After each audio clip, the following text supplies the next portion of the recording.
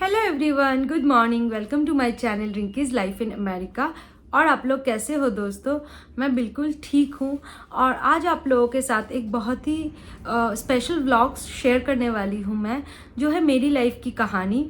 मैं कैसे एक छोटे से स्मॉल टाउन से यूएसए आई और फिर यहीं आकर 5 साल से यहीं पर बस गई। तो ये है मेरी कहानी। मैं कोलकाता से 50 किलोमीटर दूर एक स्मॉल टाउन की लड़की हूँ। एक स्मॉल टाउन में मिडिल क्लास फैमिली से बिलोंग करती हूँ। और मैंने मेरे पापा क्योंकि एक्स आर्मी है, तो मैंने केवी में पढ़ाई की है, अपनी केंद्र विद्यालय। और फिर वहाँ से अपनी कॉलेज कंप्लीट करने के लिए मैं बैरकपुर गई। वहाँ पर मैंने अपना मास्टर्स कंप्लीट किया, मास्टर्स इन फिनेंस। और फिर 2013 में मेरी जॉब लगी टीसीएस में, कोलकाता में। न्यू टाउन था मेरा ऑफिस। फिर एक वहाँ से होती है मेरी लाइफ की एक न्यू बिगनिंग, क्योंकि एक स्मॉल टाउन की लड़की जब एक बिग सिटी में जाती है और उसको अकेले सरवाइव करना है वहाँ पर, फैमिली से दूर, जो कभी घर से नहीं निकली है, वैसे बाहर नहीं रही है, सिर्फ पढ़ाई के लिए स्कूल जाती थी या कॉलेज जाती थी या ट्यूशन जाती थी, फिर घर वापस आना। लेकिन इतने बड़े सिटी में आकर अब हर एक चीज़ सुबह से रात तक हर चीज़ खुद करके कैसे मैंने सरवाइव किया, स्ट्रगल करके कैसे मैं वहाँ पर अपने बिग सिटी में अपने आप को। तो 2013 में जब मेरी जॉब लगी और मैं 2013 में कोलकाता शिफ्ट हो गई एक पीजी में, वहाँ से मेरी जर्नी शुरू हुई अकेले की। क्योंकि अब तक तो मैं पापा मम्मी के शेल में रहती थी, हर चीज़ से पापा मम्मी हमको प्रोटेक्ट करते थे। लेकिन फिर वो थी मेरी अकेले की जर्नी। फिर मैंने खुद के दम पर एक अपना नाम बनाया अपने प्रोजेक्ट में, और 4 साल तक मैंने काम किया। बहुत ही अच्छा एक टाइम था वो मेरा। क्योंकि आप जब एक नई दुनिया में जाते हो, वो मेरे लिए एक बहुत डिफरेंट दुनिया थी, कॉरपोरेट वर्ल्ड।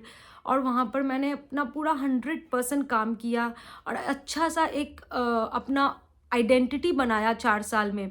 फिर 2017 में मेरी शादी हो गई और मैं कैलिफोर्निया शिफ्ट हो गई।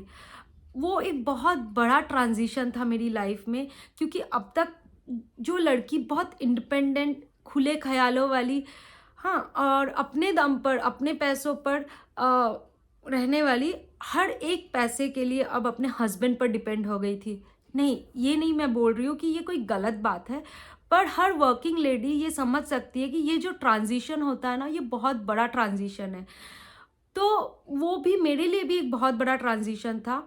मैं यहाँ पर कैलिफोर्निया में 1 साल के लीव विदाउट पे में आई, क्योंकि मैंने कभी नहीं सोचा था कि मैं अपनी नौकरी छोड़ दूंगी, मैं अपना जॉब, अपनी आइडेंटिटी छोड़ दूंगी। लेकिन इसका पूरा ही उल्टा हुआ मेरे साथ। मैंने सब कुछ छोड़ दिया, अपनी नौकरी, अपनी करियर, सिर्फ अपनी फैमिली बनाने के लिए। और ये ट्रांजिशन कुछ ज़्यादा इजी नहीं होगा हर किसी के लाइफ में। जो लोग ऐसा किए हैं वही जान सकते हैं। क्योंकि जब आपका एक शेड्यूल होता है अपनी लाइफ में कि आप मंडे टू फ्राइडे ऑफिस जा रहे हो, खुद पूरा बिजी हो अपनी लाइफ में, और अचानक से आप पूरा ही उल्टा लाइफ लीड करने लगते हो कि आप पूरी ही फ्री हो, आपके पास कुछ है ही नहीं करने के लिए सिवाय खाना बनाने के और झाड़ू पोछा करने के। कुछ नहीं है आपकी लाइफ में करने के लिए। मैं definitely I respect for house wifes who does these works, but आप जब ये ट्रांजिशन अपनी लाइफ में देखते हो ना, तो वो बहुत ही डिफ़िकल्ट फेज़ होता है। और वो डिफ़िकल्ट फेज़ भी मेरी लाइफ में आया और वो आज तक वैसा ही चल रहा है। फिर 1 साल हो गया, मैं वापस नहीं गई इंडिया, और मैंने यहीं पर से रेजिग्नेशन दिया था। हमारा मन भी ना बहुत ही अजीब है कि एक टाइम पे ये खुश होता है और दूसरे टाइम पे ये दुखी भी हो जाता है। मैं बहुत खुश रहती थी जब हम लोग सैटरडे संडे बाहर घूमने जाते थे या फिर वेकेशन पे जाते थे। लोग सोचते होंगे ना कितना खूबसूरत सा लाइफ है कि वेकेशन कहाँ, अब्रॉड में, फॉरेन में वेकेशन हम लोग मना रहे हैं। डेफिनेटली बहुत ही अच्छा है, बहुत अच्छा है। 2-3 दिन, एक हफ्ता आपको अच्छा लगेगा। लेकिन जब आप अपनी नॉर्मल लाइफ में रिटर्न आओगे और आपके पास क्योंकि वीज़ा रेस्ट्रिक्शन है, आपको कुछ करने के लिए लीगली आप अलाउड नहीं हो का जॉब करने के लिए, और आपके पास काम करने के लिए कुछ नहीं है घर पे, आप अकेले हो पूरा दिन, तो आप सोचो कितना फ्रस्ट्रेटिंग लाइफ होगा। मेरा भी वैसा ही फ्रस्ट्रेटिंग लाइफ था। तो इस जो ट्रांजिशन ना, ये ट्रांजिशन को मैं प्रोसेस करने में मुझे लगे 2-2.5 साल, क्योंकि मुझे भी फ्रस्ट्रेशन होता था, इरिटेशन होता था जब उपेन ऑफिस चले जाते थे और मैं अकेले घर पे रहती थी। कोई नहीं है, कोई फ्रेंड्स, आप ऐसे नहीं जाके किसी के घर में जाके बैठ सकते हो। यहाँ का कल्चर बहुत डिफरेंट है। हम जैसे कभी घर पे इंडिया में बोर होते हैं तो हम अपने पड़ोसी के पास चले जाते हैं, थोड़ा उनसे बात कर लेते हैं, लेकिन आपके पास ये पड़ोसी भी यहाँ पर नहीं होंगे। तो सोचो, एक चार दीवारी में आप बंद हो, आपके पास सिर्फ टीवी है और फ़ोन है। तो ये लाइफ ना बहुत प्रिजन जैसा लगने लगा था मुझे। फिर मैंने एक टाइम पे डिसाइड किया कि मैं इंडिया जाऊंगी और अपना जॉब वापस कंटिन्यू करूंगी। पर क्या है ना, आप जब एक बार अपनी फैमिली एक तरफ होती है और आपका करियर एक तरफ होता है ना, तो आप डेफिनेटली अपनी फैमिली को ही चूज़ करोगे। तो मैंने भी कुछ ऐसा ही किया और तब से मेरी जर्नी आज तक वैसी ही चल रही है। अब मैं बहुत डिफरेंट हो गया है। अब मैंने सीख लिया है अपनी फैमिली के साथ खुश रहना कैसे है। वो लाइफ बहुत डिफरेंट थी जो मैंने शादी से पहले जिया था, और ये लाइफ बहुत डिफरेंट है जो मैं शादी के बाद यूएसए में रह के लीड कर रही हूँ। फिर 2019 में ये हम लोग 2-2.5 साल हम लोगों ने बहुत अप्स एंड डाउन्स देखे अपनी लाइफ में। लेकिन आपको पता है, जब लाइफ पार्टनर आपके साथ हो और आपको सपोर्ट करता हो तो शायद आपके लाइफ में ये सब चीज़ें ना थोड़ी आसान हो जाती है। तो मेरे केस में भी उपेन का सपोर्ट था। वो हर तरीके से मुझे कंफर्टेबल फील कराने की कोशिश करता था, पर मेरा मेंटल स्टेटस ये प्रोसेस करने को ही रेडी नहीं था कि मैं आज डिपेंडेंट हूँ हर एक चीज़ के लिए, not only financially but in every aspect. आप अगर एक बिस्किट भी खरीदना चाहते हो तो भी आपको गाड़ी यूज़ करना है, और उसके लिए मुझे मेरे हस्बैंड की ज़रूरत है। तो वो लाइफ बहुत ही डिफ़िकल्ट था कि इट्स लाइक अ प्रिजन।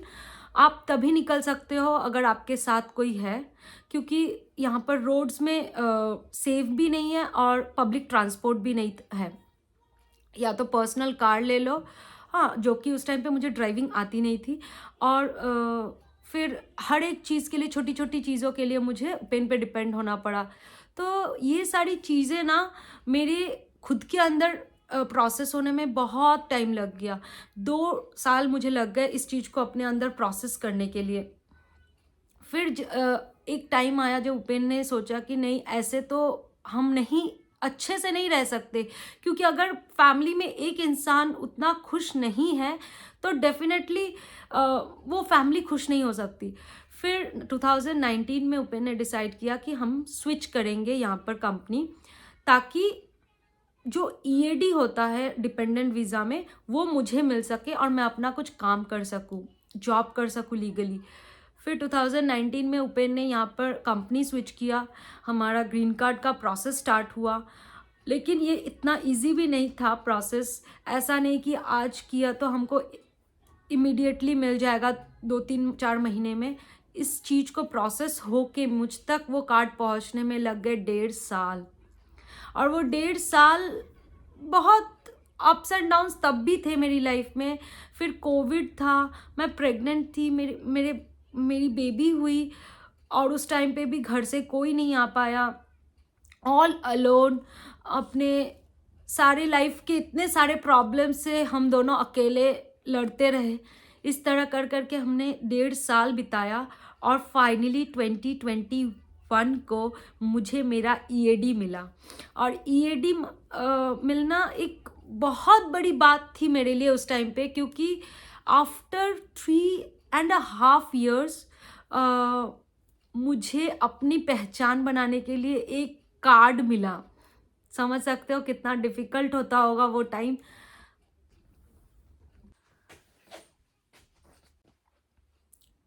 इन 3 सालों में मैंने बहुत बार सोचा कि मैं सब कुछ छोड़ के इंडिया चली जाऊं, लेकिन वो डिसीजन इजी नहीं होता, क्योंकि आप जब एक फैमिली बना देते हो और उसके बाद आप अकेले सोच रहे हो कि मैं इंडिया जाऊं, जबकि आपके हस्बैंड यहाँ पर होंगे, तो वो डिफ़िकल्ट था।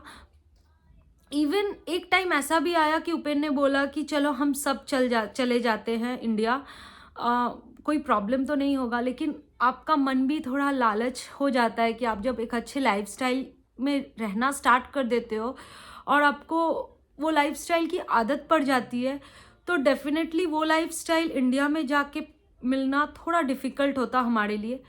तो फिर मैंने उस टाइम पे मैंने अपने मन को मना लिया कि नहीं, फॉर बेटर लाइफ हम नहीं जाएंगे इंडिया। फिर हुआ ये 3 साल पूरे हुए, मुझे मेरा ईएडी मिला और मुझे मेरा जॉब करने का जो हंट था वो स्टार्ट हुआ। बाय गॉड ग्रेस मुझे एक कंपनी में मिली भी नौकरी और मैंने वहाँ पर 5 महीना काम भी किया। बट देन क्या होता है, वो वीज़ा मेरा एक्सपायर हो गया और मैंने फिर I lost my job. That's how is life. Life is not bed of roses and it's really not bed of roses. मेरे लिए तो सच में नहीं है। और अभी स्टिल मेरे पास ईएडी नहीं है, अंडर प्रोसेस है, इसीलिए मैं फिर से जॉब नहीं कर सकती। पर देन मैंने सोचा क्यों ना मैं यूट्यूब करूं, जिसमें लीगल भी है कि मैं तो पैसा नहीं कमा सकती यूट्यूब से, तो क्यों ना मैं अपनी लाइफ थोड़ी सी शेयर करूं सबके साथ, ताकि यहाँ पर ऐसे बहुत फैमिलीज़ है, ऐसे यहाँ पर बहुत लड़कियाँ हैं जो H4 डिपेंडेंट वीज़ा पे है लेकिन मेरी ही तरह फील करती है, तो शायद उनको थोड़ा सा मोटिवेशन मिले, थोड़ा सा डिफरेंट सोच सके और वो लोग भी अपनी लाइफ में कुछ ऐसा कर सके जो उनको एंगेज करके रखे। फिर मेरी लाइफ में आया यूट्यूब और मैंने यूट्यूब करना शुरू कर दिया और अब तो मैं सच में अपना टाइम स्पेंड कर देती हूँ यूट्यूब से। यहाँ पर वीडियोस अपलोड करती हूँ, अपनी लाइफ की छोटी छोटी चीज़ें आप लोगों के साथ शेयर करती हूँ और ऐसे ही मैं अपने आप को खुश रख लेती हूँ। ये थी मेरी जर्नी इंडिया टू यूएस की। हम लाइफ जितना इजी सोचते हैं ना इंडिया में बैठ के कि यूएस की लाइफ तो बहुत इजी होगी, बहुत खूबसूरत होगी, that is one side of the coin. Other side of the coin is really painful and struggling. मैंने वो देखा है, वो स्ट्रगल, और मैंने वो जिया है वो टाइम कि कैसी लाइफ थी। It's like a prison. But हाँ, एक साइड बोलते हैं ना, हर कॉइन के दो साइड्स होते हैं, तो other side of the coin बहुत ब्यूटीफुल था। हम मेरे और उपेन के घूमने का टाइम, जब हम वेकेशन पे जाते थे, हर सैटरडे संडे जब हम साथ होते थे, होते हैं स्टिल, तो ये सब टाइम बहुत सुंदर है। लेकिन फिर other side of the story जो है मेरी खुद की, जो मैंने फील किया है, जो मेरे दिमाग ने फील किया है, it was depressing, struggling and frustrating.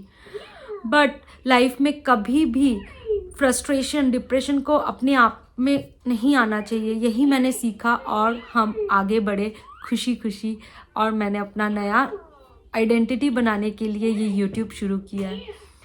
तो ये थी मेरी एक छोटी सी कहानी। इसमें मैं पूरा डिटेल में आप लोगों को मेरे यूट्यूब चैनल में थोड़ा थोड़ा करके आप लोग मेरे बारे में जान जाओगे, लेकिन एक बेसिक इंट्रोडक्शन मेरी लाइफ की, कैसे मैं यहाँ पर आई हूँ और कैसे मैं 5 साल से यहाँ पर रह रही हूँ, ये थी आज की वीडियो।